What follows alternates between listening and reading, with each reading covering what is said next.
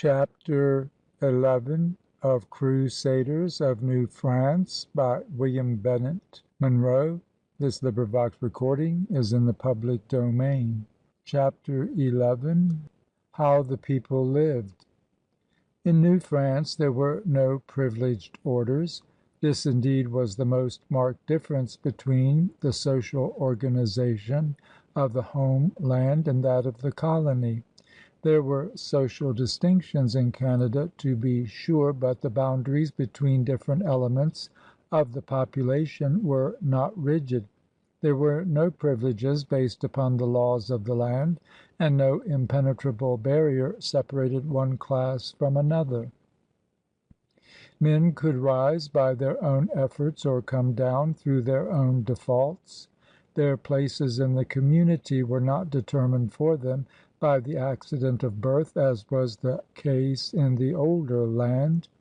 Some of the most successful figures in the public and business affairs of New France, some of the social leaders, some of those who attained the highest rank in the noblesse, came of relatively humble parentage.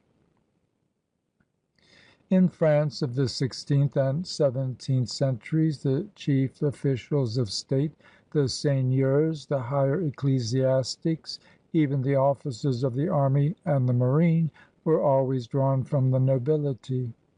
In the colony this was very far from being the case. Some colonial officials and a few of the seigneurs were among the numerous noblesse of France before they came, and they, of course, retained their social rank in the new environment. Others were raised to this rank by the king, usually for distinguished services in the colony and on the recommendation of the governor or the intendant. But even if taken altogether, these men constituted a very small proportion of the people in New France. Even among the seigneurs, the great majority of these landed gentlemen came from the ranks of the people, and not 1 in 10 was a member of the noblesse. There was therefore a social solidarity, a spirit of fraternity, and a feeling of universal comradeship among them, which was altogether lacking at home. The pivot of social life in New France was the settlement at Quebec. This was the colonial capital, the seat of the governor and of the council, the only town in the colony large enough to have all the trappings and tinsel of a well-rounded social set.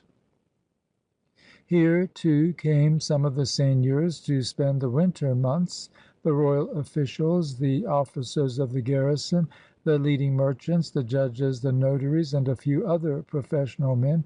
These, with their families, made up an élite which managed to echo, even if somewhat faintly, the pomp and glamour of Versailles. Quebec, from all accounts, was lively in the long winters. Its people, who were shut off from all intercourse with Europe for many months at a time, soon learned the art of providing for their own recreation and amusement. The knight-errant La Hontan speaks enthusiastically of the events in the life of this miniature society, of the dinners and dances, the salons and receptions, the intrigues, rivalries, and flirtations, all of which were well suited to his bohemian tastes. But the clergy frowned upon this levity, of which they believed there was far too much. On 1 or 2 occasions they even laid a rigorous and restraining hand upon activities of which they disapproved, notably when the young officers of the Quebec garrison undertook an amateur performance of Moliere's Tartuffe in 1694. At Montreal and Three Rivers, the two smaller towns of the colony, the social circle was more contracted and correspondingly less brilliant. The capital, indeed, had no rival. Only a small part of the population, however, lived in the towns. At the beginning of the 18th century, the census, 1706, showed a total of 16,417, of whom less than 3,000 were in the 3 chief settlements. The others were scattered along both banks of the St. Lawrence, but chiefly on the northern shore, with the houses grouped into cottes, or little villages, which almost touched elbows along the banks of the stream. In each of these hamlets the manor house or home of the seigneur, although not a mansion by any means, was the focus of social life. Sometimes built of timber, but more often of stone, with dimensions rarely exceeding 20 feet by 40, it was not much more pretentious than the homes of the more prosperous and thrifty among the seigneur's dependants. Its 3 or 4 spacious rooms were, however, more comfortably equipped with furniture which in many cases had been brought from France. Socially, the seigneur and his family did not stand apart from his neighbors. All went to the same church, took part in the same amusements upon days of festival, and not infrequently worked together at the common task of clearing the lands. Sons and daughters of the seigneurs often intermarried with those of habitants in the seigneury or of traders in the towns. There was no social impasse, such as existed in France, among the various elements in a community. As for the habitants, the people who cleared and cultivated the lands of the seigneuries, they worked and lived and dressed as pioneers are wont to do. Their homes were commonly built of felled timber or of rough-hewn stone, solid, low, stocky buildings, usually about 20 by 40 feet or thereabouts in size, with a single doorway and very few windows. The roofs were steep-pitched, with a dormer window or two thrust out on either side, the eaves projecting well over the walls in such manner as to give the structures a half-bungalow appearance.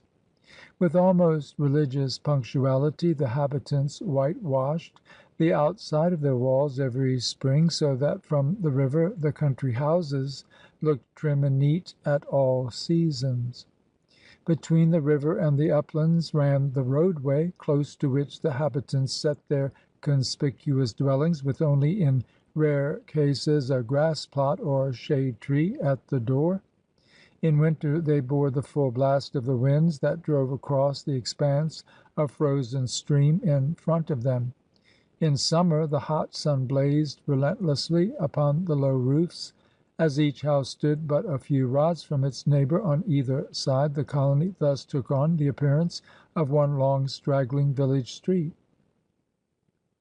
The habitant liked to be near his fellows, partly for his own safety against marauding redskins, but chiefly because the colony was at best a lonely place in the long cold season, when there was little for any one to do.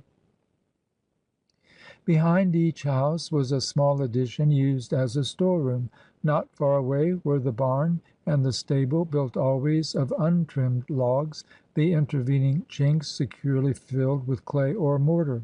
There was also a root house, half sunk in the ground or burrowed into the slope of a hill, where the habitant kept his potatoes and vegetables secure from the frost through the winter. Most of the habitants likewise had their own bake ovens, set a convenient distance behind the house and rising 4 or 5 feet from the ground. These they built roughly of boulders and plastered with clay. With an abundance of wood from the virgin forests, they would build a roaring fire in these ovens and finish the whole week's baking at one time. The habitant would often enclose a small plot of ground surrounding the house and outbuildings with a fence of piled stones or split rails, and in one corner he would plant his kitchen garden. Within the dwelling house there were usually 2, and never more than 3, rooms on the ground floor. The doorway opened into the great room of the house, parlor, dining room, and kitchen combined. A living room it surely was. In the better houses, however, this room was divided, with the kitchen partitioned off from the rest. Most of the furnishings were the products of the colony, and chiefly of the family's own workmanship. The floor was of hewn timber, rubbed and scrubbed to smoothness. A woolen rug, or several of them, always of vivid hues, covered the greater part of it. There were the family dinner table of hewn pine, chairs made of pine saplings with seats of rushes or woven underbark, and often in the corner a couch that would serve as an extra bed at night. Pictures of saints hung on the walls, sharing the space with a crucifix, but often having for ominous company the habitant's flintlock and his powder horn hanging from the beams. At one end of the room was the fireplace and hearth, the sole means of heating the place, and usually the only means of cooking as well. Around it hung the array of pots and pans, almost the only things in the house which the habitant and his family were not able to make for themselves. The lack of colonial industries had the advantage of throwing each home upon its own resources, and the people developed great versatility in the cruder arts of craftsmanship. Upstairs, and reached by a ladder, was a loft or attic running the full area of the house, but so low that one could touch the rafters everywhere. Here the children, often a dozen or more of them, were stowed away at night on mattresses of straw or feathers laid along the floor. As the windows were securely fastened, even in the coldest weather, this attic was warm, if not altogether hygienic. The love of fresh air in his dwelling was not among the habitants' virtues. Every one went to bed shortly after darkness fell upon the land, and all rose with the sun. Even visits and festivities were not at that time prolonged into the night as they are nowadays. Therein, however, New France did not differ from other lands. In the 17th century most of the world went to bed at nightfall because there was nothing else to do, and no easy or inexpensive artificial light. Candles were in use, to be sure, but a great many more of them were burned on the altars of the churches than in the homes of the people. For his reading the habitant depended upon the priest, and for his writing upon the notary. Clothing was almost wholly made at home. It was warm and durable, as well as somewhat distinctive and picturesque. Every parish had spinning wheels and hand looms in some of its homes, on which the women turned out the heavy druggets or étoffe du pays, from which most of the men's clothing was made. A great fabric it was, this homespun, with nothing but wool in it, not attractive in pattern, but able to stand no end of wear. It was fashioned for the habitant's use into roomy trousers and a long frock coat reaching to the knees, which he tied around his waist with a belt of leather or of knitted yarn. The women also used this étoffe for skirts, but their waists and summer dresses were of calico, homemade as well. As for the children, most of them ran about in the summer months wearing next to nothing at all.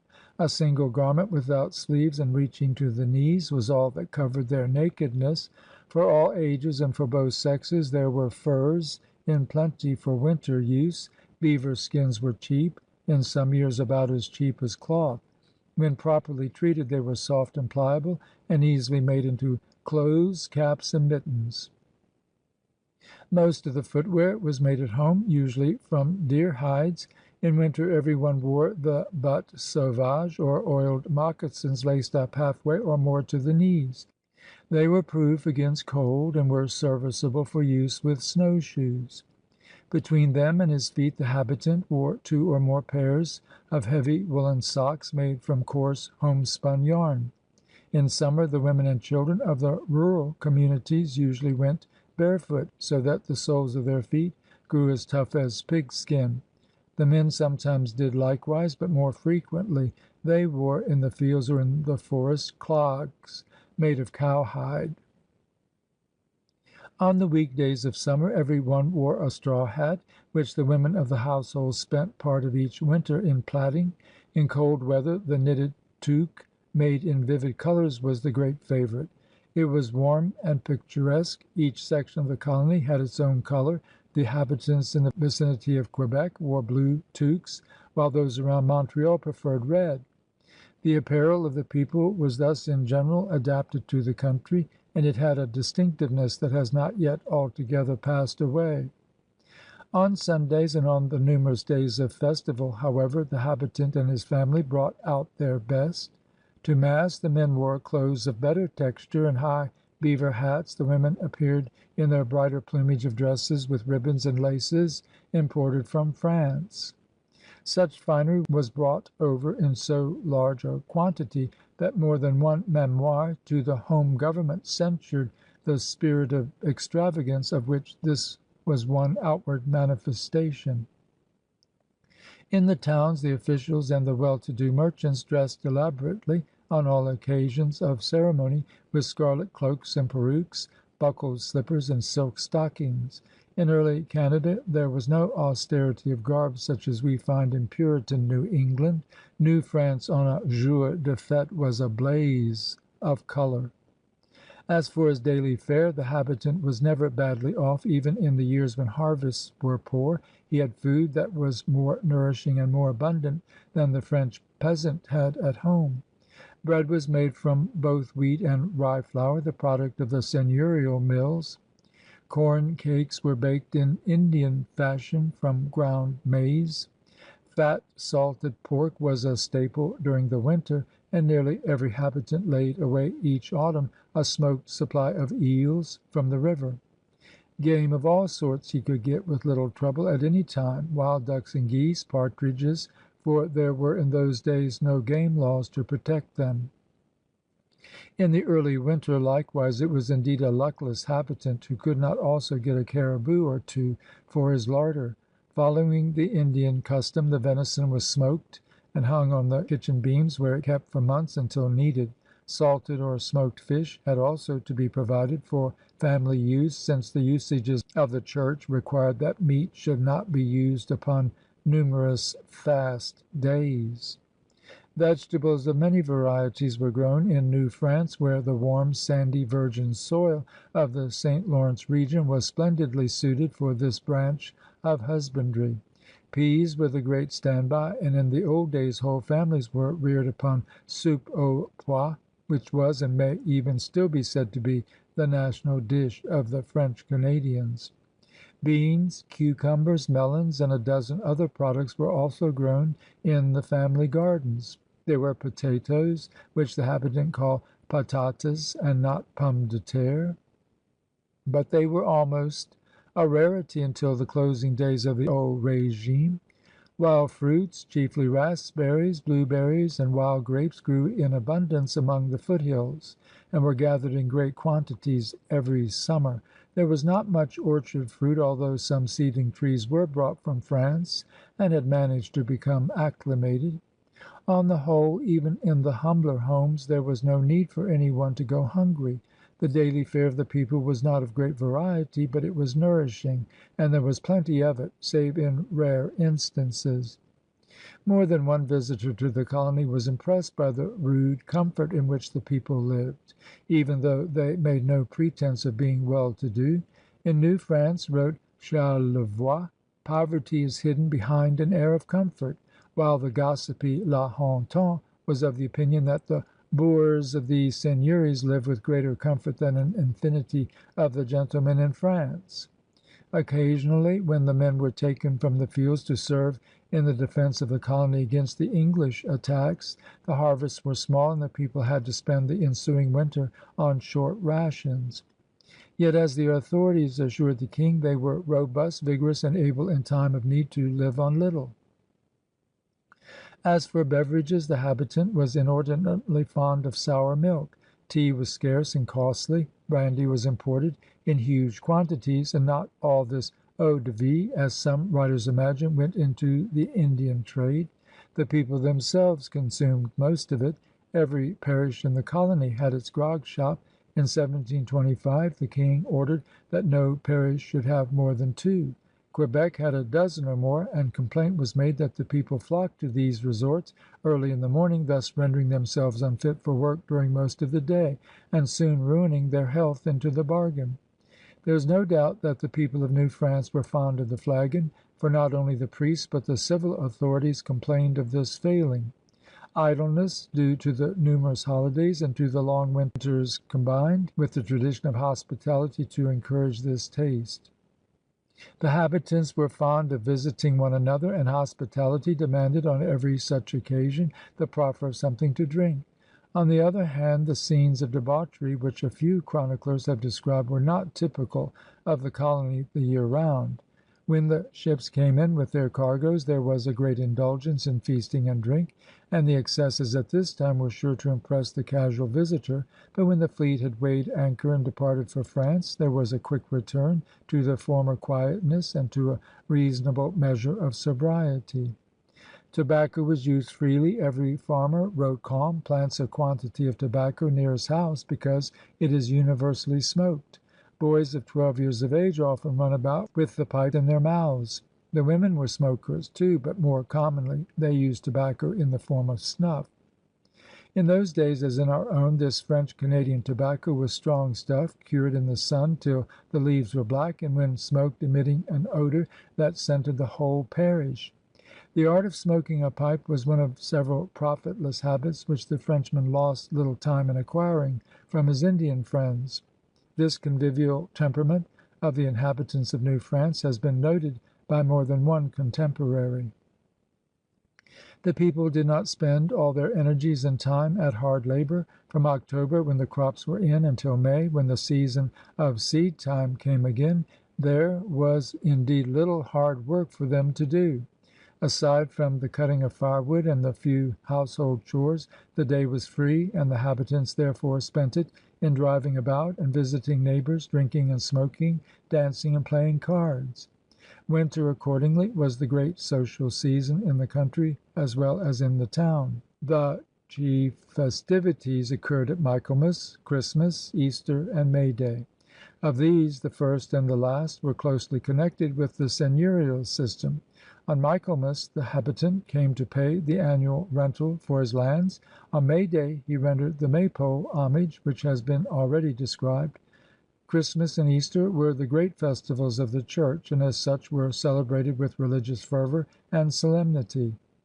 In addition, minor festivals, chiefly religious in character, were numerous, so much so that their frequency, even in the months of cultivation, was the subject of complaint by the civil authorities, who felt that these holidays took altogether too much time from labor. Sunday was a day not only of worship but of recreation. Clad in his best raiment, every one went to mass, whatever the distance or the weather. The parish church, indeed, was the emblem of village solidarity, for it gathered within its walls each Sunday morning all sexes and ages and ranks. The habitant did not separate his religion from his work or his amusements. The outward manifestations of his faith were not to his mind things of another world. The church and its priests were the center and soul of his little community. The whole countryside gathered about the church doors after the service, while the Capitaine de la Côte, the local representative of the intendant, read the decrees that had been sent to him from the seats of the mighty at the Château de St. Louis. That duty over, there was a garrulous interchange of local gossip, of such news as had dribbled through from France. The crowd then melted away in groups to spend the rest of the day in games or dancing, or in friendly visits of one family with another. Especially popular among the young people of each parish were the corvées récréatives, or bees, as we call them nowadays in our rural communities. There were the épouchelet, or corn husking, the brayage, or flax beating, and others of the same sort, the harvest home, or grosse gerbe, celebrated when the last load had been brought in from the fields, and the ignolet, or welcoming of the new year, were all occasions of goodwill, noise, and revelry. Dancing was by all odds the most popular pastime, and every parish had its fiddler, who was quite as indispensable a factor in the life of the village as either the smith or the notary. Every wedding was the occasion for terpsichorean festivities, which lasted all day long. The habitant liked to sing, especially when working with others in the woods or when on the march.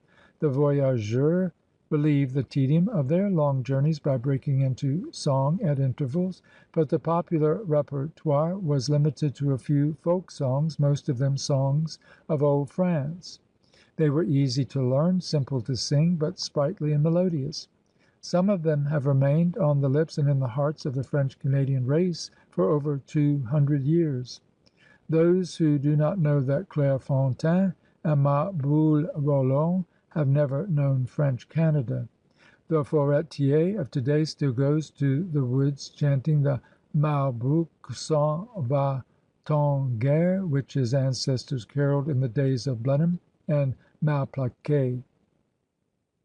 When the habitant sang, moreover, it was in no pianissimo tones. He was lusty and cheerful about giving vent to his buoyant spirits, and his descendant of today has not lost that propensity. The folklore of the Old Dominion, unlike the folk music, was extensive. Some of it came with the colonists from their Norman firesides, but more perhaps was the outcome of a superstitious popular imagination working in the new and strange environment of the wilderness. The habitant had a profound belief in the supernatural and was prone to associate miraculous handiwork with every unusual event. He peopled the earth and the air, the woods and the rivulets, with spirits of diverse forms and varied motives. The red man's abounding superstition likewise had some influence upon the habitant's high-strung temperament. At any rate, New France was full of legends and weird tales. Every island, every cove in the river had one or more associated with it. Most of these legends had some moral lessons attached to them. They were tales of disaster which came from disobeying the teachings of the Church, or of miraculous escape from death or perdition due to the supernatural rewarding of righteousness. Taken together, they make up a wholesome and vigorous body of folklore, reflecting both the mystic temper of the colony and the religious fervor of its common life. A distinguished son of French Canada has with great industry gathered these legends together, a service for which posterity will be grateful. Various chroniclers have left us pen portraitures of the habitant as they saw him in the olden days. Charlevoix, La Hontan, Hocquart, and Petercam, men of widely different tastes and aptitudes, all bear testimony to his vigor, stamina, and native-born vivacity. He was courteous and polite always, yet there was no flavor of servility in this most benign trait of character. It was bred in his bone and was fostered by the teachings of his church. Along with this went a bonhomie and a light-heartedness, a touch of personal vanity, with a liking for display and ostentation, which unhappily did not make for thrift. The habitant enjoys what he has got, writes Charlevoix, and often makes a display of what he has not got. He was also fond of honors, even minor ones, and plumed himself on the slightest recognition from official circles.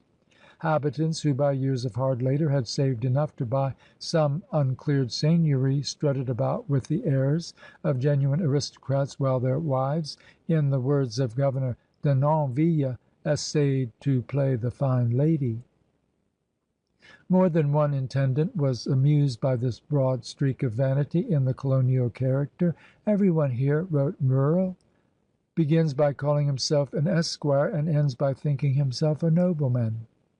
Yet despite this attempt to keep up appearances, the people were poor. Clearing the land was a slow process, and the cultivable area available for the support of each household was small. Early marriages were the rule, and families of a dozen or more children had to be supported from the produce of a few arpents. To maintain such a family as this, every one had to work hard in the growing season, and even the women went to the fields in the harvest time. One serious shortcoming of the habitant was his lack of steadfastness in labor. There was a roving strain in his Norman blood. He could not stay long at any one job. There was a restlessness in his temperament which would not down. He would leave his fields unplowed in order to go hunting or to turn a few sous in some small trading adventure. Unstable as water, he did not excel in tasks that required patience, but he could do a great many things after a fashion, and some that could be done quickly he did surprisingly well. One racial characteristic which drew comment from observers of the day was the litigious disposition of the people. The habitant would have made lawsuits his chief diversion had he been permitted to do so. "If this propensity be not curbed," wrote the intendant Raudot, "there will soon be more lawsuits in this country than there are persons." The people were not quarrelsome in the ordinary sense, but they were very jealous each one of his private rights, and the opportunities for litigation over such matters seemed to provide themselves without end. Lands were given to settlers without accurate description of their boundaries. Farms were unfenced and cattle wandered into neighboring fields. The notaries themselves were almost illiterate, and as a result scarcely a legal document in the colony was properly drawn. Nobody lacked pretext for controversy. Idleness during the winter was also a contributing factor, but the church and the civil authorities frowned upon this habit of rushing to court with every trivial complaint. Curés and seigneurs did what they could to have such difficulties settled amicably at home, and in a considerable measure they succeeded. New France was born and nurtured in an atmosphere of religious devotion. To the habitant the church was everything: his school, his counselor, his almsgiver, his newspaper, his philosopher of things present and of things to come. To him it was the source of all knowledge, experience, and inspiration, and to it he never faltered in ungrudging loyalty. The church made the colony a spiritual unit and kept it so, undefiled by any taint of heresy. It furnished the one strong, well-disciplined organization that New France possessed, and its missionaries blazed the way for both yeoman and trader wherever they went. Many traits of the race have been carried on to the present day without substantial change. The habitant of the Old Dominion was a voluble talker, a teller of great stories about his own feats of skill and endurance, his hair-raising escapes, or his astounding prowess with musket and fishing line. Stories grew in terms of prodigious achievement as they passed from tongue to tongue, and the scant regard for anything approaching the truth in these matters became a national eccentricity. The habitant was boastful in all that concerned himself or his race. Never did a people feel more firmly assured that it was the salt of the earth. He was proud of his ancestry and proud of his allegiance, and so are his descendants of today, even though their allegiance has changed. To speak of the habitants of New France as downtrodden or oppressed, dispirited or despairing, like the peasantry of the old land in the days before the Great Revolution, as some historians have done, is to speak untruthfully. These people were neither serfs nor peons. The habitant, as Charlevoix puts it, breathed from his birth the air of liberty. He had his rights, and he maintained them. Shut off from the rest of the world, knowing only what the church and civil government allowed him to know, he became provincial in his horizon and conservative in his habits of mind. The paternal policy of the authorities sapped his initiative and left him little scope for personal enterprise, so that he passed for being a dull fellow. Yet the annals of forest trade and Indian diplomacy prove that the New World possessed no sharper wits than his. Beneath a somewhat ungainly exterior, the yeoman and the trader of New France conceal qualities of cunning, tact, and quick judgment to a surprising degree. These various types in the population of New France, officials, missionaries, seigneurs, voyageurs, habitants, were all the scions of a proud race, admirably fitted to form the rank and file in a great crusade. It was not their fault that France failed to dominate the Western Hemisphere. End of chapter 11. End of Crusaders of New France by William Bennett Munro.